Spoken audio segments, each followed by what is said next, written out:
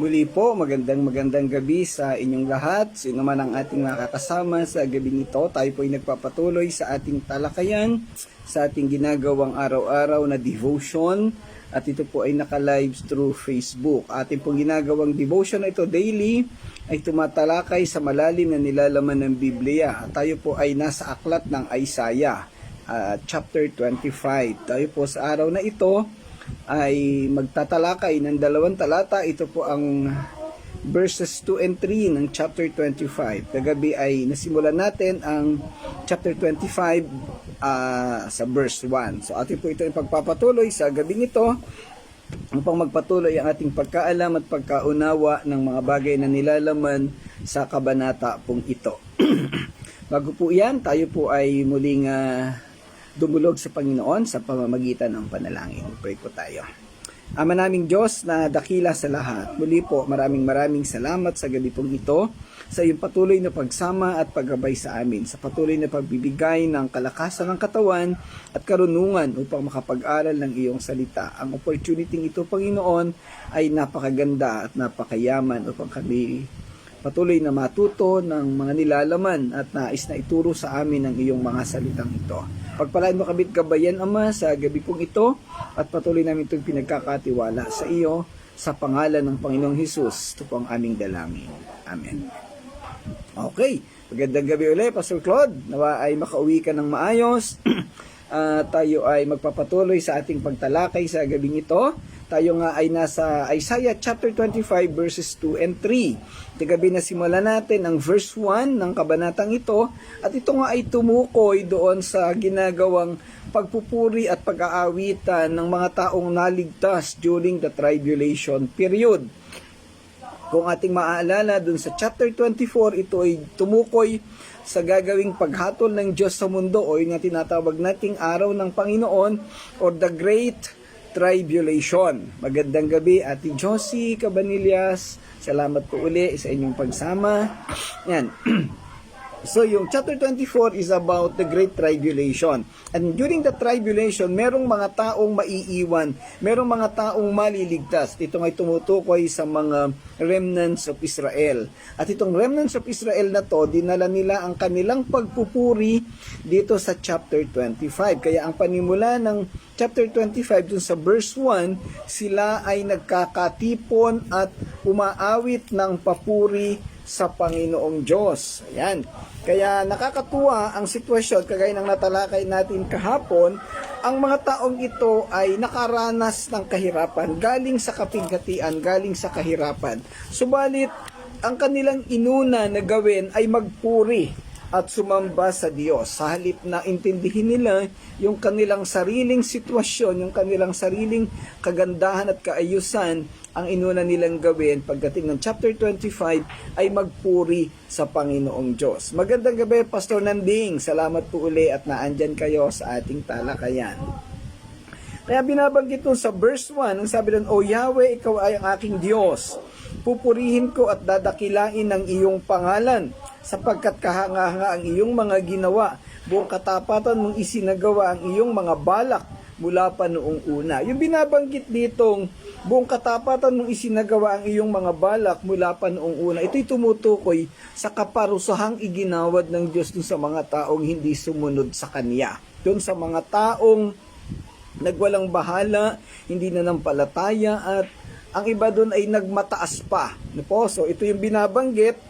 Then sa mga nakalipas na kabanata, from chapters 13 to 23, yung mga hintil, yung representative ng Gentile nations at ng mundo na pinarusahan ng Diyos, ibinagsak dahil sa kanilang pagmamataas, sa hindi pagsunod, sa pagsamba sa Diyos, at sila ay nang-api ng mga kapwa-tao. So dito, finally, sa chapter 24 ay ibinagsak sila ng Diyos. At ito nga ay naglalarawan o sumisimbolo sa lahat ng tao na hindi mananampalataya sa Panginoong Hesus. Pagdating ng Great Tribulation, silang lahat ay paparusahan at ibabagsak ng Panginoong Diyos. At yan po ang nilalaman ng chapter 24.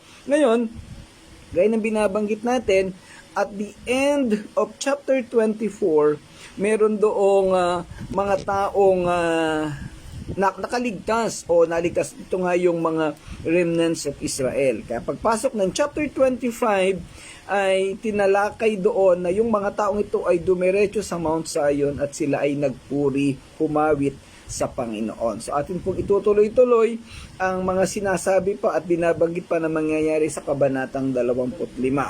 Magandang gabi muna kay Yen. Salamat Yen sa pagsama sa ating gawain. Kumusta dyan kung nasa ang lugar ka man? Di ko alam kung ay nasa Singapore ba o nandiyan sa San Francisco. At syempre kay Sister Jane, buhat sa Mabini. Yan. So atin pong talakayin ang verse 2 and 3. Dito muna tayo sa verse 2. Ang sabi dito, ang mga lunsod ay iyong iginuho at winasak ang mga kuta. Ibinagsak ninyo ang mga palasyo ng mga dayuhan at ang mga iyon ay hindi na muling maitatayo. Sa King James Version, for thou hast made of a city a heap, of a defended city a ruin. A palace of strangers to be no city, it shall never be built. Ayan. Ang talatang ito ay nagpapahayag ng mga ginawang pagwasak at pagpapabagsak ni Yahweh sa lungsod, palasyo at mga kaharian ng mga dayuhan.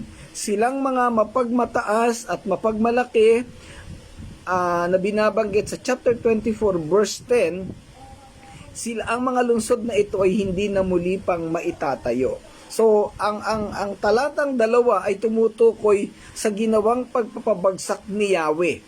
Idirekta ditong i-discuss yung mga ipinagpapasalamat noong mga tao doon sa verse 1, yung binabanggit doon na buong katapatan mong isinagawa ang iyong mga balak mula pa noong una. Ang mga lungsod ay iyong iginuho at winasak ang mga kuta. Ibinagsak ninyo ang mga palasyo ng mga dayuhan. So nagpapakita ito ng katuparan ng pangakong kaparusahan ni Yahweh. Ibig sabihin, sa ibang salin, ipinapakita yung tagumpay ng Diyos sa pagpaparusa sa mga taong nagbaliwala sa Kanya. Ang imahe ng isang lungsod na naging isang bunton ng mga durog na bato o rubbles ay nagpapaalaala sa lubos at ganap na pagkawasak na dulot ng paghatol ng Diyos. Ito ay isang paalala ng mga kahihinatnan ng pagmamataas at pagsuway. Yung mga tao na sumuway sa Kanya, ibinagsak ng Panginoong Diyos. Kaya ikinumpara sila dun sa isang bunton ng mga durog na bato. Ganoon sila iginuho. Nawalan sila ng silbi, walang kwenta, at sila hindi na makatayo. At ang sabi doon, hindi na muling maitatayo. Wala na silang pag-asa na susunod pa. Sorry. That is the end of their life. Sorry po. That is the end of their existence. Yan. Sa kabanatang 1, tinalakay natin ang pagpupuri sa Diyos dahil sa kanyang pagtupad sa mga bagay na kanyang pinlano noon pa man. Ito'y tumutukoy sa pagpapabagsak sa mga bayan o lunsod na hindi sumamba at nagmataas laban sa Diyos. Ibinagsak niya ang kaharian ng mga dayuhan, ang mga mapang-aping bayan na nagpahirap sa Israel. Simula pa sa panimulan ng Biblia sa Deuteronomy, ang Israel ay piniling bayan ng Diyos. Ang lahat ng ibang bansa ay pawang sumuway sa Kanya. Sila ang tinawag ng mga hintil, hindi sila nanampalataya. Sa talatang ito, sila ay tinatawag ng mga dayuhan or strangers. Sila rin ang mga kaaway ng Diyos. Ang panimula ng nilalaman ng talatang ito ay ipinahayag din sa chapter 24 verse 12. Ang sabi doon, naguho na ang buong lunsod, ang pinto nito'y nagkadurog-durog. Ayan, galing po yan sa Magandang Balita, Biblia. Hindi binanggit sa chapter 24 verse 12 ang eksaktong lunsod. Sa talatang ito, ang tinukoy ay ang mga dayuhan o strangers na tumutukoy sa bayang hintil. Subalit ito'y nagpapakita na ito ay representative ng lahat ng lungsod o lahat ng mga tao na hindi nanampalataya sa Panginoong Hesus bilang Diyos at tagapagligtas sa iba't ibang bayan sa buong mundo. Ang talatang ito ay nagpapakita na karapat-dapat na purihin ng Diyos dahil sa kaniyang patas at balansing paghatol o fair judgment. Hindi kailanman gagawin ng Diyos na masira ang isang lungsod maliban kung nararapat ang paghatol. Nalalaman ng Diyos kung kailan kailangang lapatan ng parusa at paghatol ang isang lugar o ang isang tao. So makikita natin, welcome Sister Irene, makikita natin dito na ang ginawang pagpaparusa ng Diyos ay may dahilan. Hindi niya basta sinabi na paparusahan kita dahil gusto ko. Merong basihan ang Diyos. Ang sabi doon, hindi kailanman gagawin ng Diyos na masira ang isang lungsod maliban kung nararapat ang paghatol. Ibig sabihin, itong mga pinarusahang lungsod o bayan, they deserve the punishment. They deserve the judgment from God. Yan. Magandang gabi and welcome, Sister Ana. Nalalaman ng Diyos kung kailan kailangang lapatan ng parusa at paghatol ang isang lugar o ang isang tao. Subalit sa kabila ng paghatol, makikita natin ang kaniyang kaloob o ang mga probisyon para sa matuwid ang mga taong sa kanya ay sumusunod at nananampalataya. Sa gitna ng paghatol, nakikita ng Diyos kung sino yung mga taong mayroong pananampalataya, mayroong pagsunod sa kanya at ito yung kanyang ilinigtas pa rin sa bandang huli. Ayan, ito yung mga remnants na tinatawag natin. Ang binabanggit na lungsod sa talatang ito ay hindi tumutukoy sa partikular na lugar. Sa halip sa pangkalahatang mga lungsod na binubuo ng mga hintil o lahat ng nasyon na hindi mga Israelita, hindi kabilang sa mga bayan ng Israel o ang mga lugar na hindi nanampalataya sa Diyos. Sa mga nakalipas na kabanata sa chapters 13 to 23, nabasa at naunawaan natin ang katotohanan ng talatang ito sa mga bayang hintil na nagmataas at tumalikod sa Diyos. Nagpapakita ito na anumang lungsod o lugar na gumawa ng mali o mga gawaing hindi kalugod-lugod sa Diyos ay sasailalim sa kanyang paghatol at kaparusahan. Ang talatang ito ay nangangahulugan ng kapangyarihan ng Diyos na ibagsak ang mga mapagmataas at makapangyarihan. Kahit nagkaano ka makapangyarihan ng isang bansa, basta't ikaw ay nagkasala o ito'y nagkasala at hindi sumunod sa Diyos, makakasama sila sa pagpaparusang ginawa ng Diyos.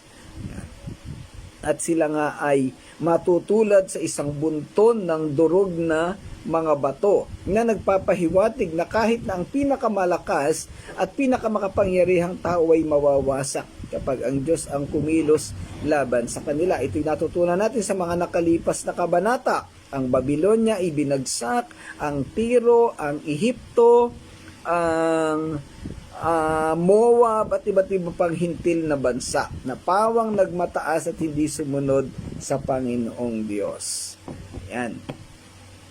Itinatampok nito ang soberanya ng Diyos sa kasaysayan ng tao at ang kaniyang kakayahang magpakumbaba sa mga sumasalansang sa kaniya na nagbibigay ng kaaliwan sa mga inaapi sa pamamagitan ng pagpapakita na sa kalaunan ay ibababa ang mga nang-aapi sa kanila. So dito parang nakikita natin na justified or vindicated yung mga taong naaapi. Sa ating kasalukuyang panahon, ating nalalaman at nararanasan natin na tayong mga Kristiyano, lagi tayong inaapi ng mundo, lagi tayong nasa ilalim, parang nasa laylayan tayo ng lipunan, parang ganon. Laging sila yung nangunguna, sila yung parang namamayani, yung mga taong masasama. Dahil sabi nga, dahil ito ay mundo nila, hindi natin ito mundo. Pero dito, binabanggit dito na ikinatuwa ng mga tao na inapi na itong mga nang-aapi sa kanila ay sa finally pinarusahan na ng Panginoong Diyos. Sa King James Bible o King James Version ng Bible, binabanggit sa talatang ito ang mga salitang, ang isang depensadong lungsod ay naging isang sira. O sa Ingles, a defense city, a ruin, na nagbibigay diin sa kawalang saysay ng mga pagsisikap ng tao na protektahan at patibayin ang kanilang sarili laban sa paghatol ng Diyos. Anumang proteksyon na gagawin mo para sa sarili mo, anumang proteksyon na ginawa ng mga taong ito para bigyang proteksyon ang kanilang bansa, lahat ay nabaliwala dahil kaya silang wasakin at pabagsakin ng Diyos. Ganon din tayo. Hindi natin pwedeng ipagmalaki na tayo ay magaling, matalino, mayaman, may impluensya sa isang utos o sa isang kumpas ng kamay ng Diyos. Pwede tayong ibagsak. Magandang gabi kay Emily Boncolino, kay Des. Magandang gabi at syempre kay Ate Tess. Ayan. Okay. So, kahit na ang isang matatag at napapatnubayang lungsod ay hindi makakapantay sa kapangyarihan ng Diyos. Inakala siguro nitong mga bansang ito na dahil napakatibay ng kanilang depensa, guarded sila, defense, no? Napakatibay ng kanilang protection o perhaps yung military protection nila, hindi na sila mapapabagsak ng sino man. Kaya lang dito ang makapangyarihan dito ay ang Diyos at kayang gawin ng Diyos lahat, kayang gumamit ng Diyos ng sino man na pwedeng magparusa sa kanila. Magandang gabi kay Tin. Ito'y nagsisilbing babala pa rin sa mga tao ng Juda na humihimok sa kanila na talikuran ang kanilang pagmamataas at pagmamalaki at humingi ng kanlungan sa Diyos lamang. So, alam nating lahat na ang propesiyang ito ay ibinigay ni Propeta Isaiah nung panahong siya'y naglilingkod bilang propeta ng Juda sa Jerusalem. So, bagamat ito'y tumutukoy doon sa kasasapitan ng mga hintil, ito ay nagbibigay halimbawa at babala sa mga Israelita doon na sa panahong iyon ay pawang mga matitigas ang ulo at hindi rin sumusunod kay Yahweh. Ang susunod na bahagi ng talata ay nagsasabing isang palasyo ng mga estranghero na hindi dapat maging lungsod. Ayon dito sa King James Bible. Yan. Dito ay higit pang binibigyang diin ang ideya ng pagkawasak at pag-abandona. Ang dating dakila at mayayamang palasyo ng mga dayuhan ay iiwang tiwangwang at walang tirahan. Mawawala lahat ng infrastruktura doon, yung mga itinayong building na magaganda, mga tahanan, mababaliwala lahat dahil lahat ay gigibain o ibabagsak ng Panginoong Diyos. Ito ay isang makapangyarihang pahayag na naghahayag ng paghatol ng Diyos laban sa mapagmataas at mapagbalaking mga bansa na tumalikod sa Kanya. Ang talata ay nagtatapos sa deklarasyon na hindi na muling maitatayo. Yan. Na nagpapahiwatig ng pananatili ng paghatol ng Diyos. Ang mga lunsod at palasyo na nasira ay hindi na muling itatayo o maisasauli. Ang kahuli-hulihang ito ay nagsisilbing matinding babala muli sa mga tao ng Juda at nagtutulak sa kanila na unawain ng mga kahihinatnan ng kanilang pagsuway at ang kalubhaan ng paghatol ng Diyos. Well, ito ay sitwasyon na mangyayari sa tribulation period. Pero kung atin itong ilalapat sa ating kasalukuyang sitwasyon, ito'y nagbibigay babala sa ating kapanahunan na tayo ay manampalataya at lumapit sa Panginoon. Tayo ay magbigay galang sa Kanya, kilalanin natin Siya upang tayo hindi makasama doon sa mga taong mapaparusahan. Lahat ng mga taong hindi nanampalataya sa Kanya ay makakasama doon sa ibabagsak ng Panginoong Diyos. Makikitaang ang mga tema ng pagkawasak, paghatol at ang soberanya ng Diyos sa buong talatang ito. Ito'y nagsisilbing isang makapangyarihang paalala ng mga kahihinatnan ng pagtalikod sa Diyos at ang kawalang saysay na mga pagsisikap ng tao sa labanan ang kaniyang paghatol. Wala tayong magagawa sa Diyos. Siya ang pinakamakapangyarihan sa lahat. Binibigyang diin din nito ang pagiging permanente at wakas ng paghatol ng Diyos na hindi nag-iiwan ng puwang para sa pagdududa at pagtakas. Ayan, kinakailangan nating magtiwala sa Panginoong Diyos dahil pagdating ng panahon na yan, ano man ang ating gawin, hindi tayo makakatakas sa parusang igagawad sa mga hindi mananampalataya. Sa simbolikong paraan, ang talatang ito'y makikita bilang isang representasyon ng mas malawak na tema na kahihinatnan ng mga kasalanan at sukdulang kapangyarihan ng Diyos. Ito'y nagsisilbing isang babala at nahumihimok sa mga tao na talikuran ang pagmamataas at pagmamalaki at humingi ng kanlungan sa Diyos. Sa Diyos lamang umasa dahil siya ang pag-asa ng lahat. Ito rin ay nagsisilbing paalala ng katiyakan ng paghatol ng Diyos at ang mga kahihinatnan ng pagsuway. Binabanggit nga doon sa mga naunang sa talata na tinupad ng Diyos o tutuparin ng Diyos ang kanyang mga sinabi noong una pa, yung kanyang binalak noong una pa doon sa dulo ng verse 1. Muli, ang talatang ito ay nagsisilbing matinding paalala ng mga kahihinatnan ng kasalanan at ang kawalang saysay ng mga pagtitiwala ng tao sa sarili. Sa Diyos lamang dapat magtiwala. Binibigyang diin ito ang pagiging permanente at wakas ng paghatol ng Diyos na hindi nag-iiwan ng puwang para sa pagdududa at pagtakas. Okay, so punta tayo sa verse 3. Sabi dito, kaya dadakilain ka ng taong malalakas at matatakot sa iyo ang malulupit na lunsod.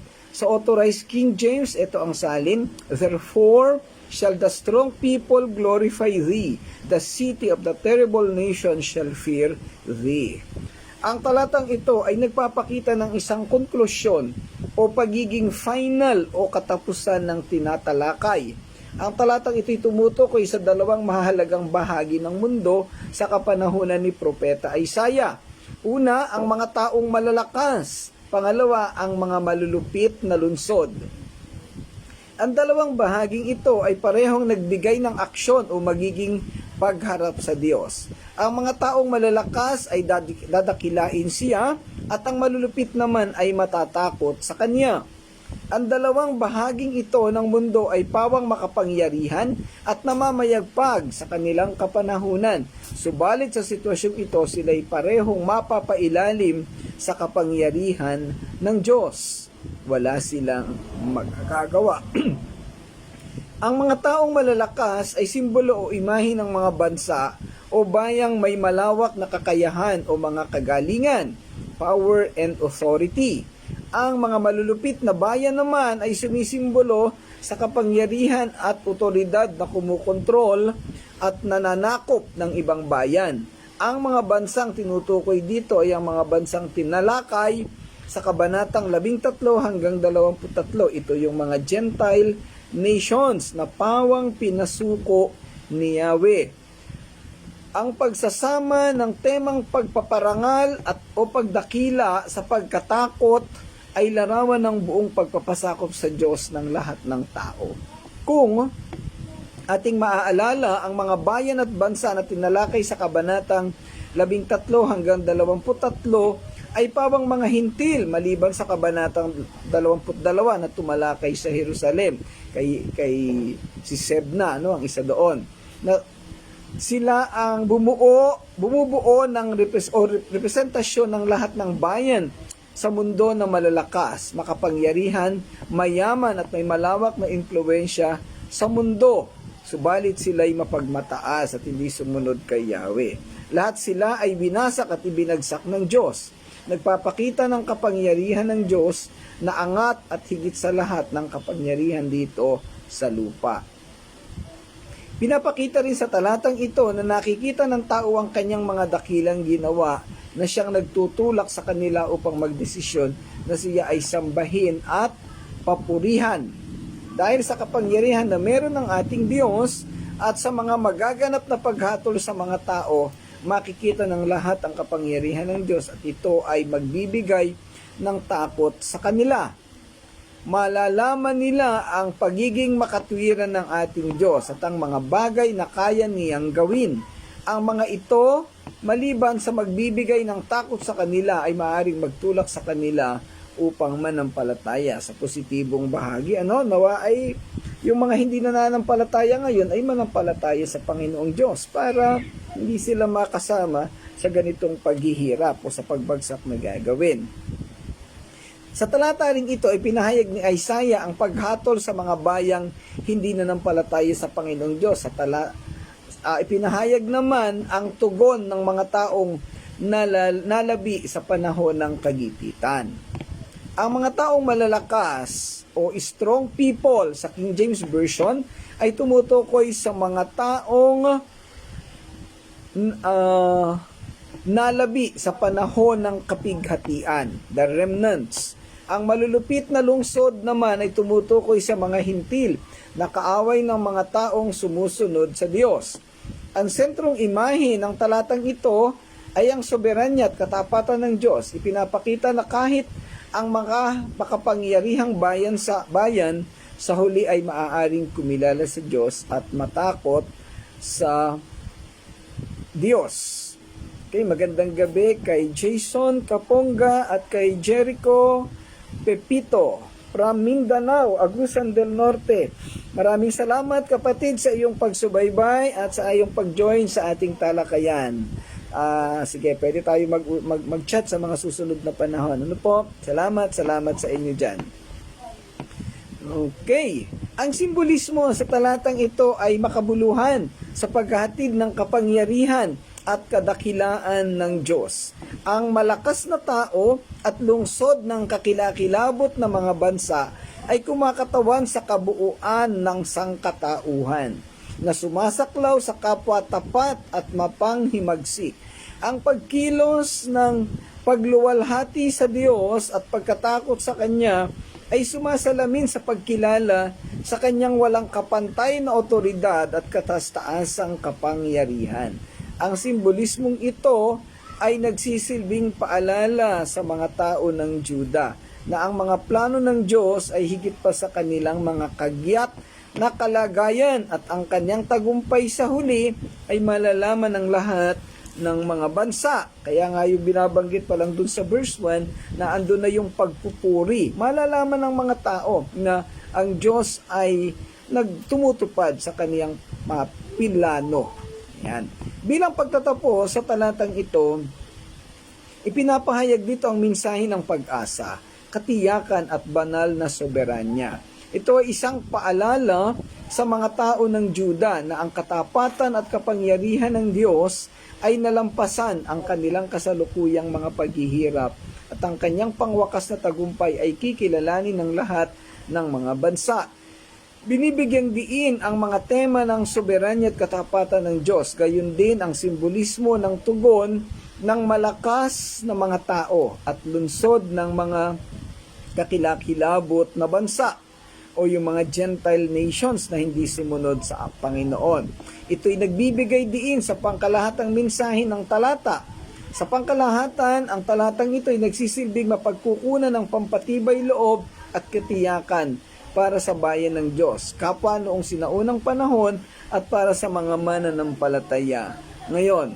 Bagamat ang direktang konteksto nito ay tumutukoy doon sa panahon ng tribulation o doon sa mga taong paparusahan ng Diyos dahil sa kawalan ng pananampalataya. Ito ay nagsisilbing babala sa ating kapanahunan ngayon. Yung sinasabi ko kanina na tayo ay manampalataya sa Panginoon. Kung meron tayo naka-join dito na hindi pa mananampalataya o hindi pa nagkaroon ng pagtitiwala at pananampalataya sa Panginoong Diyos, ito na yung panahon para manampalataya, para ibigay mo yung buong buhay mo sa Panginoong Diyos. Dahil siya lamang ang tanging makapagbibigay sa atin ng katiwasayan, ng kapayapaan at syempre yung kaligtasan at ang buhay na walang hanggan. Kung mamimiss natin, kung hindi tayo magkakaroon ng pananampalataya sa Kaniya, siguradong makakasama tayo doon sa mga parorosahan sa huling panahon. Sa atin namang mga mananampalataya na nakasama natin sa gabing ito, pumapasok dito yung sitwasyon ng ating responsibilidad o pananagutan sa Panginoon at sa mga tao.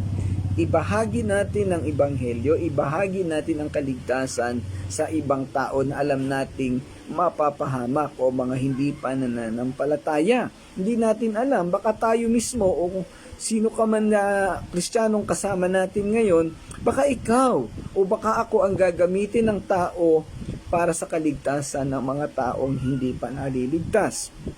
Pwedeng sa kapitbahay mo, sa kaibigan, sa katrabaho, o kung mayroong mag-aaral dito, sa mga kaklase, at sa iba't ibang tao pa na alam nating pwedeng makaranas ng kahirapan, ng kapigatian pagdating ng huling panahon. Ito ang mandato ng Biblia. Ito ang isa sa ministeryo nating mga mananampalataya, ang maging daluyan o instrumento ng Ebanghelyo, at ang mga tao'y makakilala sa pamamagitan natin. Tayo rin ay gagamitin ng Diyos, at ito ang tinatawag natin itong dakilang komisyon o the Great Commission kung saan inutusan ng Diyos, ng Panginoong Hesus noon, ng mga apostol na gawing alagad niya ang ang buong bayan, ang lahat ng nasyon. Sila ay bautismuhan at sila ay turuang sumunod sa lahat ng kanyang ipinag-uutos. Ngayon, wala na ang mga apostol, mga kapatid. Wala nang gagawa nito na apostol. Tayo naman ngayon ang binibigyan ng responsibilidad. Tayo ngayon ay may pananagutan sa Diyos na magbahagi ng kaligtasan sa ibang tao. Gawin nating kapakipakinabang ang ating pananampalataya sa mga ganitong sitwasyon. Magandang gabi kay Eva Silva Antonio. I think she's from Lipa City. Kung ako nagkakamali ay kaibigan nito ni Mrs. No po? Ayan. Okay, magandang gabi po sa inyong lahat. So ito pong ating pinag-aaralan na ito ay magbigay babala sa ating lahat at magbigay motibasyon o inspirasyon sa bawat isa na tayo ay maging instrumento ng Diyos sa pagbabahagi ng kaligtasan. Ang Biblia ay naandyan, kinakailangan nating maunawaan. Ang isang dahilan bakit tayo nagla-live ng ganito, para mas maraming taong makarinig ng salita at mas maraming mahamon, para maraming makarinig ng Ebanghelyo, maraming magkaroon ng tapat, ng tunay na pananampalataya sa Panginoong Jesus. Itong mga napag-aralan nating pagbagsak na mangyayari, yung Great Tribulation, ito isang napakasakit at napakabigat na sitwasyon na mangyayari sa mundo sa huling panahon. At sabi nga dito sa pinag-aralan natin, walang sino mang makakatakas dito. Lahat ng hindi mananampalataya ay mapapahamak.